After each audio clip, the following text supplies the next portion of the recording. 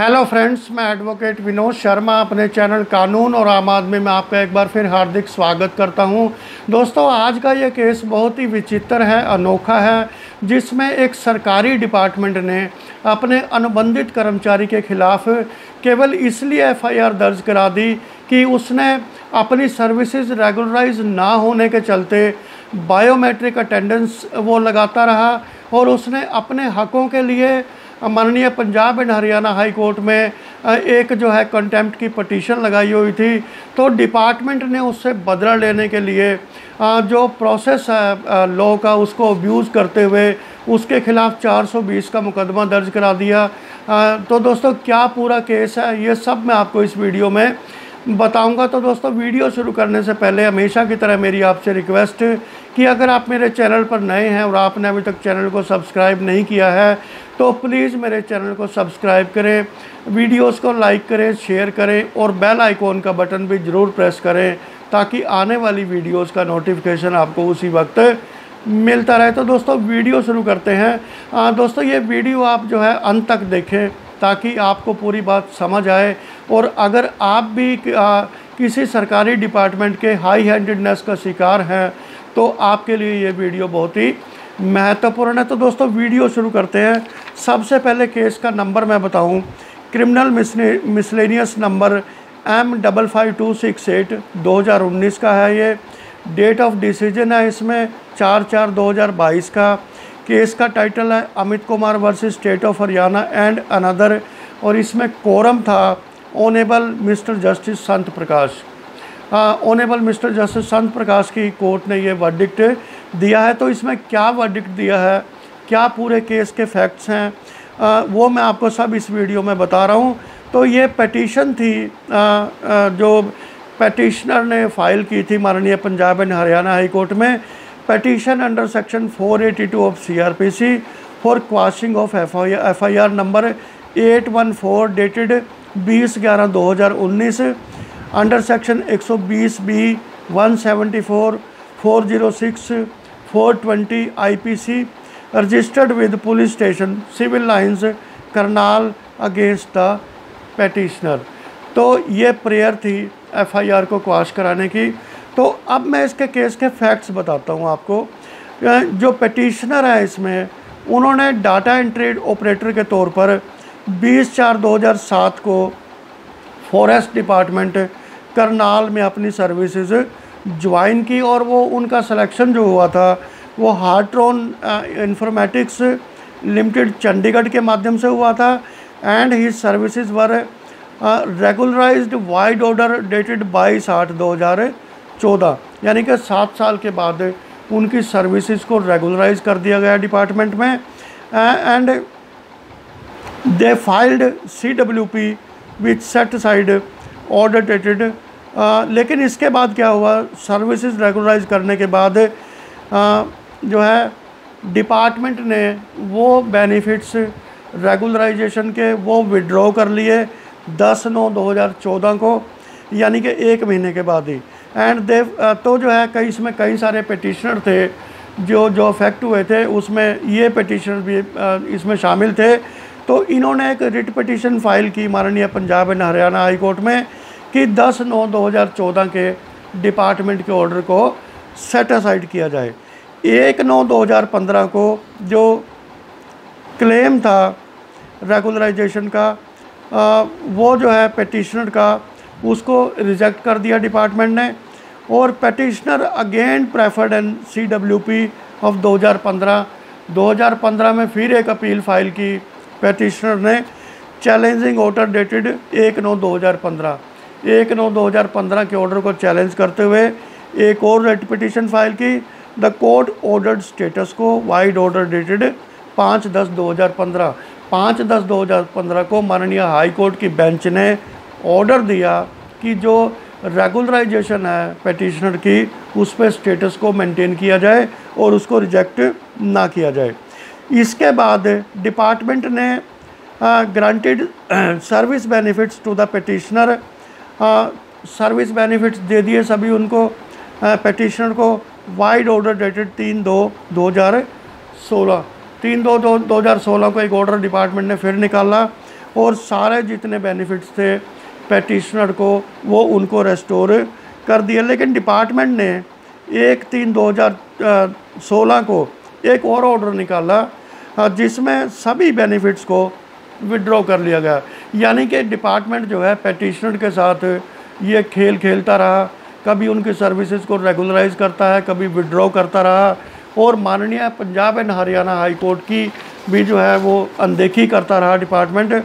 उसके बाद पेटिशनर ने कंटेम्प्ट ऑफ कोर्ट की पिटीशन फाइल की 2016 में for non compliance of high court order, कि हाई कोर्ट के स्पष्ट ऑर्डर्स को भी जो है लागू नहीं कर रहा डिपार्टमेंट। इसके लिए एक कंटेम्प्ट ऑफ कोर्ट की पिटीशन फाइल की गई 2016 में।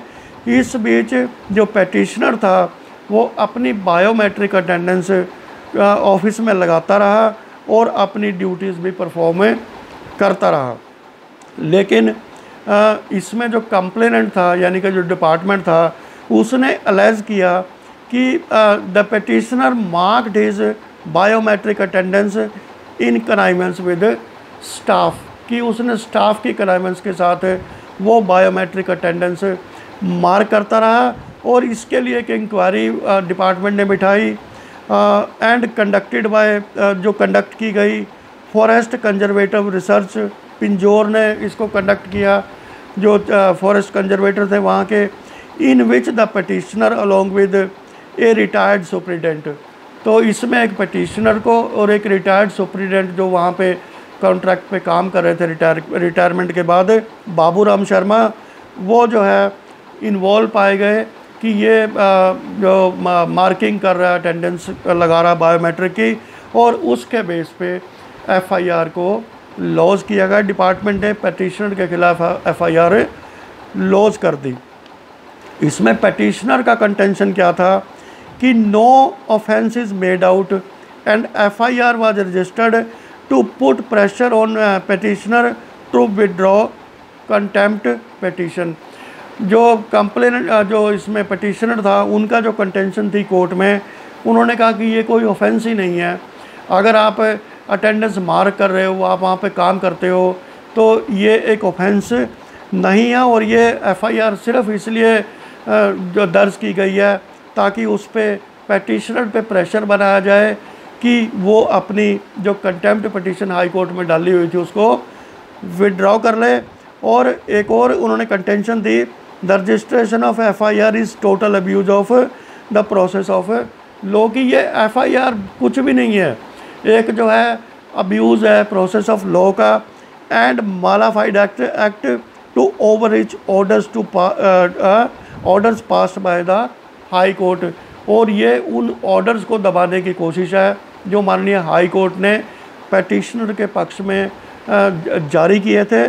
और एक और जो इसका कंटेंशन है कि there is no explanation as to why the FIR was registered after delay of more than 3 years, कि 3 साल के लंबे डिले के बाद डिपार्टमेंट ने कैसे ये एफआईआर दर्ज करा दी और कैसे पुलिस ने ये एफआईआर दर्ज कर ली। ये भी एक हैरानी की बात है, क्योंकि जब मार्क की थी अटेंडेंस उसके 3 साल बाद ये एफआईआर दर्ज की गई। तो इसमें रेस्पोंडेंट स्टेट का ये कहना था कि 2 services of petitioner were not regularised, कि क्योंकि पिटिशनर की सर्विसेज को रेगुलराइज नहीं किया गया था, still he kept on marking his attendance, फिर भी वो अटेंडेंस लगाता रहा, इसलिए ये क्राइम बन गया। और एक और उन्होंने दलील दी, the petitioner intentionally marked his presence to extort money from the department, कि वो इसलिए अटेंडेंस लगा रहा था अपनी ताकि वो डिपार्टमेंट से अवैध पैसे की वसूली कर सके, और under the pretext of performing his duty, और ये बहाना करता रहे कि मैं यहाँ पर जो है काम कर रहा हूँ, रोज़ आ रहा हूँ, अटेंडेंस लग रही है मेरी, और इसलिए जो है वो डिपार्टमेंट से अवैध पैसे की वसूली करना चाहता था। अब इसमें कोर्ट का वर्डिक्ट दोस्तों क्या आया है, ये बहुत ही इंटरेस्टिंग है ऐसे केसेस में, क्योंकि जहाँ पे सिविल डिस्प्यूट्स होते हैं वहाँ पर एक क्रिमिनल केसेस का रंग दिया जाता है ताकि जो पिटिशनर है, जो कंप्लेनेंट है, उस पर दबाव बनाया जाए कि वो अपने केसेस वापस ले ले। तो इसमें जस्टिस संत प्रकाश की जो डिसीज़न है वो आपको मैं बताता हूँ कि present FIR nothing but a counter blast to the litigation initiated by the petitioner against the department. तो माननीय कोर्ट ने कहा है कि ये एफआईआर कुछ भी नहीं है, सिर्फ एक ये काउंटर ब्लास्ट है डिपार्टमेंट की तरफ से उसके पिटिशनर के ख़िलाफ़, क्योंकि उन्होंने कोर्ट में डिपार्टमेंट के ख़िलाफ़ केस किए हुए थे। Proceedings can be quashed where it is a clear abuse of the process of law. तो माननीय कोर्ट ने कहा है कि ऐसी प्रोसीडिंग्स को क्वाश किया जा सकता है जहां पर साफ तौर पर दिख रहा है कि ये अब्यूज़ है प्रोसेस ऑफ लॉ का, as when the criminal proceeding is found to have been initiated with malafides malice for wreaking vengeance और टू कॉज हार्म और where the allegations are absurd and inherently improbable, कि ये quash की जा सकती हैं ये प्रोसीडिंग्स क्रिमिनल केसेस में जहां पर यह पाया जाता है कि जो एफआईआर कराई गई है वो मैलाफाइड इंटेंशन के साथ कराई गई है और जो पिटिशनर है उसको हार्म कोज करने के लिए करवाई गई है, और मैलिस इसमें है, मैलिस का फैक्टर है जो डिपार्टमेंट खुंदक रखता था पिटिशनर से, क्योंकि उसने कोर्ट में केसेस किए हुए थे उसके ख़िलाफ़, इसलिए और ख़ास तौर पे ऐसे समय में जब एलिगेशन जो हैं वो एब्सर्ड है, जो इसमें एलिगेशन लगाए गए थे एफआईआर में बहुत ही बेतुके एब्सर्ड थे एंड इनहेरेंटली इम्प्रॉबेबल, और ये कहीं पे जच ही नहीं रहा है कि कोई एक अटेंडेंस मार्क करने के लिए किसी के ख़िलाफ़ कोई एफआईआर करवा सकता है, वो भी एक सरकारी डिपार्टमेंट जहाँ पर रूल्स एंड रेगुलेशंस को ध्यान में रखा जाता है। इसलिए prima facie does not constitute any offence. तो माननीय कोर्ट ने कहा है कि प्राइमा फेसी तौर पे ये कोई भी ऑफेंस नहीं बनता है।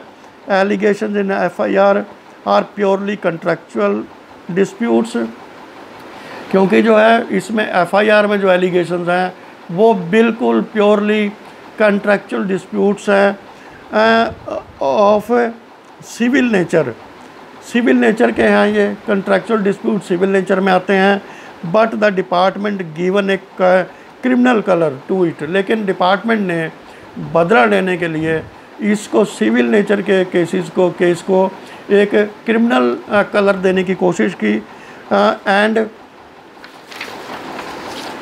breach of contract does not come within the purview of cheating as defined in section 420 of IPC। यानी कि जो अगर ब्रीच ऑफ कॉन्ट्रैक्ट है, दो आदमियों के बीच या एम्प्लॉयर और एम्प्लॉई के बीच कोई कॉन्ट्रैक्ट होता है सर्विसेज को लेके, और अगर उसका ब्रीच होता है तो ये मामला IPC की धारा 420 में नहीं आता है, क्योंकि इस 420 का जो डेफिनेशन है वो बिल्कुल अलग है। लेकिन यहाँ डिपार्टमेंट ने एक ब्रीच ऑफ कॉन्ट्रैक्ट को 420 के तौर पे जो है पेश किया और एफआईआर करवा दी। तो ऐसी ऑब्जर्वेशंस के साथ माननीय हाई कोर्ट ने इस एफआईआर को